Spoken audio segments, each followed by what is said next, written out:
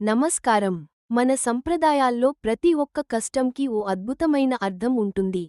హిందూ వివాహ కార్యక్రమాల్లో వధువు చేతిలో కనిపించే కొబ్బరి బోండం చూస్తే మీకెప్పుడైనా సందేహం వచ్చిందా? అసలు దీని ప్రాముఖ్యత ఏమిటి? ఎందుకనే విషయాలు ఈ వీడియోలో తెలుసుకుందాం. పెళ్లి అనేది ఇద్దరు మనుషుల మైత్రీకి, అనుబంధానికి గుర్తుగా జరిగే శుభకార్యం. ఈ శుభకార్యంలో వధువు చేతిలో కొబ్బరిబోండం ఉండే సంప్రదాయం మనకు పూర్వకాలం నుంచే వస్తోంది.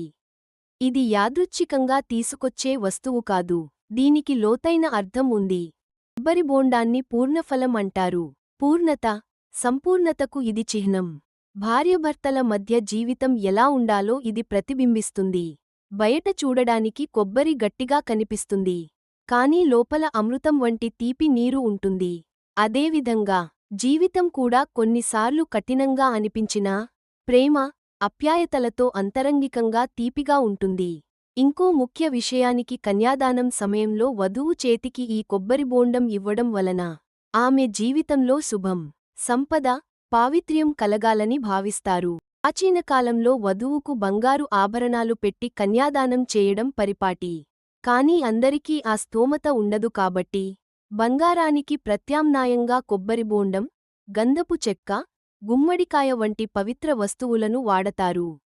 ఇవి కూడా పుణ్యవస్తువులుగా పురాణాల్లో స్థానం పొందాయి. ఇంకా ఒక విశేషం, కొబ్బరిబోండం మీద పెళ్లి పేర్లు రాయడం చాలా మంది చేస్తుంటారు. కానీ ఇది సాంప్రదాయంగా సరైంది కాదు. ఎందుకంటే కొబ్బరిబోండాన్ని పార్వతీపరమేశ్వరుల స్వరూపంగా పరిగణిస్తారు. అందుకే దానిపై రాతలు లేకుండా పవిత్రంగా ఉంచాలి.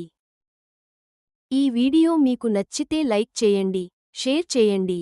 మరిన్ని ఆసక్తికరమైన వివాహ సంబంధిత సంప్రదాయాల కోసం మా ఛానల్ను సబ్స్క్రైబ్ చేసుకోండి. మ్యారేజ్ రిచువల్స్ పార్ట్ 2లో ఇంకో ఆసక్తికరమైన విషయంతో మిమ్మల్ని కలుస్తాం. ధన్యవాదాలు.